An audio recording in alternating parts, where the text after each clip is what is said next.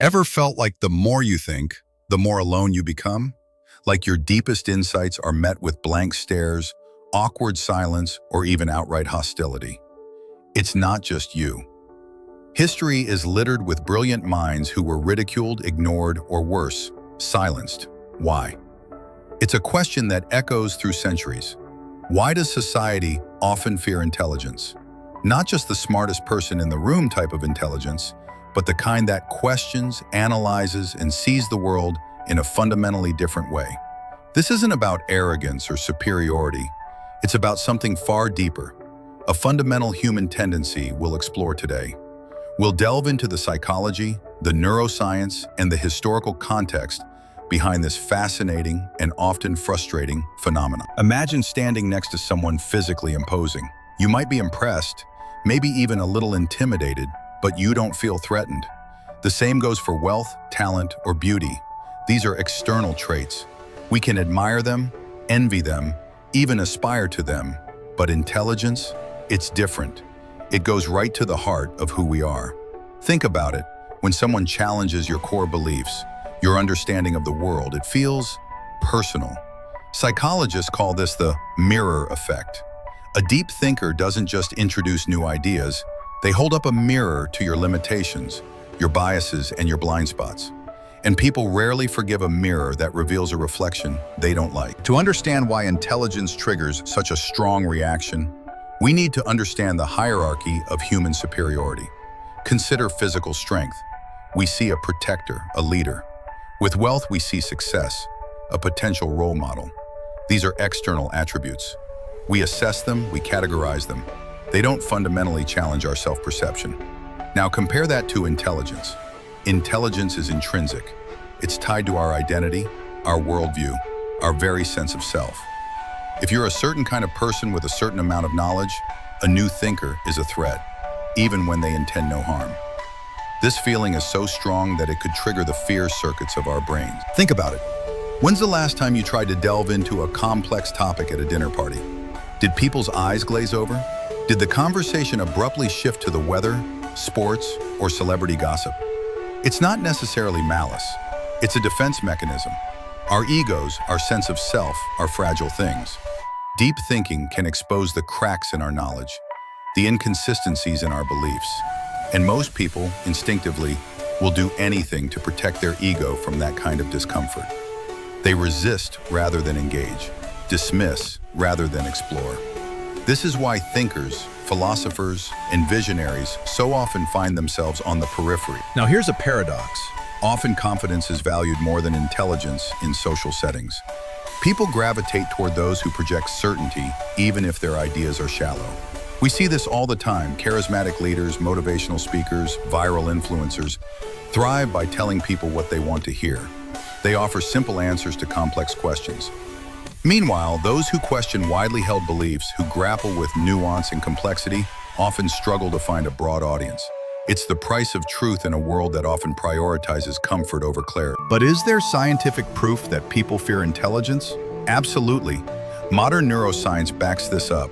Studies show that when people feel intellectually challenged, their amygdala, the part of the brain responsible for fear and threat detection, becomes highly active. Deep thinking isn't just intimidating. It triggers a primal survival response, similar to what we feel when facing physical danger. So why does intelligence activate the same fear circuits as a predator? The answer lies in our evolutionary history. For most of human history, survival depended not on being the smartest, but on being accepted by the group. Our ancestors thrived in tribes. Social harmony meant safety. Being ostracized could mean death. Our brains are wired for social acceptance, not intellectual pursuit. Highly intelligent individuals disrupt the tribal balance. They challenge existing norms, potentially destabilizing the group's cohesion. This triggers a threat response, a feeling of potential enemy instead of deeper thinker. A 2021 study at Stanford University uncovered an even more shocking detail. The threat response to deep thinkers is context dependent. When people interact with an intellectual one-on-one, they feel less threatened. But in group settings, the threat response spikes. Why? Because social status becomes more important in groups. People react not just to intelligence itself, but to how others perceive them in comparison. If someone feels outshined by a deep thinker, they instinctively try to undermine or exclude them to protect their social standing. Several cognitive biases explain why intelligence is met with resistance. The Dunning-Kruger effect. People with low ability often overestimate their competence. The status quo bias. Our brains prefer familiar ideas. And the backfire effect. When confronted with information that contradicts our beliefs, we often strengthen those beliefs.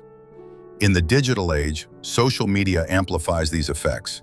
Algorithms prioritize engagement, and emotionally charged content spreads faster than nuanced discussion. The more intellectual someone is, the harder it is for them to go viral. The more complex their ideas are, the less popular they are on social media. So, what does this mean for deep thinkers? The rejection of intelligence isn't just social, it's biological, psychological, and cultural. It's built into human nature, reinforced by group dynamics, and amplified by modern technology. But can we say this is all bad? According to the philosopher Arthur Schopenhauer, a brilliant man himself, it is. He believed that intelligence is not a gift, but a curse. The smarter a person is, the more they will struggle to connect with society. He built his philosophy on the concept of the will, a blind, irrational force driving all human behavior. Regular people seek pleasure and avoid difficult truths. Deep thinkers seek truth, even if it leads to pain. This creates a fundamental disconnect.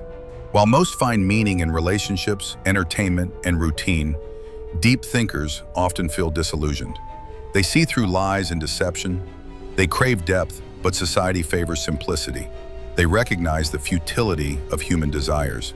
This is why intelligent people often feel misunderstood, alienated, or even resented.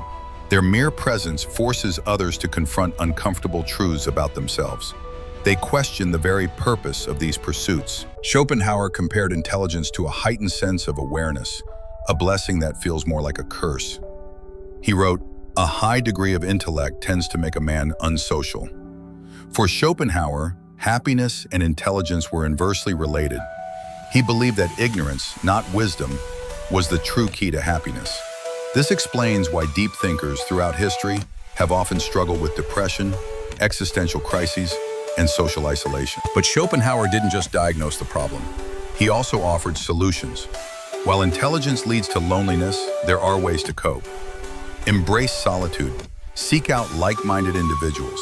Engage with the world wisely, observing and choosing your words carefully.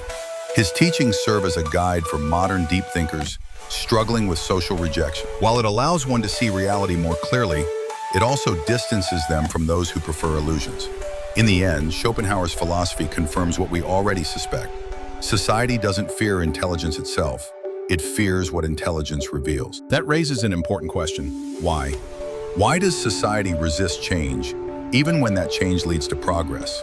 The answer lies in how human psychology is wired and how institutions shape our thinking from an early age. At its core, the human brain craves certainty and predictability. Evolution has programmed us to avoid mental discomfort. Consider this: cognitive ease. The brain prefers simple, familiar information. System justification. People defend the status quo. Groupthink. People conform to widely accepted beliefs. This preference for comfort is why intellectuals often struggle to gain mass acceptance. In today's digital world, this resistance is amplified. Algorithms reward engagement. Thought-provoking discussions struggle to gain traction because depth takes time, while viral content is instant and easy to digest. Algorithms favor controversy, outrage, or humor. Echo chambers develop. Deep thinkers are ignored, misunderstood, or attacked. The rejection of deep thinking begins in the very institutions that shape our minds. Schools reward obedience. Workplaces favor those who fit in. Politics rewards those who tell people what they want to hear. This is why the celebrated intellectuals in history were outcasts. Their ideas were seen as disruptive. Society claims to value these qualities, but only celebrates them in hindsight. Galileo was imprisoned, Van Gogh died in poverty, Tesla died alone. Their stories offer a lesson. They introduced ideas that were too advanced. They were rejected, ridiculed, or punished. They were ahead of their time. Each of these thinkers share the same fate. Intellectual progress is often met with violent resistance. So, what can you do? Does this mean deep thinkers are doomed to loneliness? Not at all. You need to understand how to navigate society wisely. Not every place or person is ready for deep conversations. Save your most profound thoughts for those who truly appreciate them. Seek out those who think like you. Learn to communicate your depth without overwhelming others. Society needs deep thinkers. It just doesn't always know how to embrace them.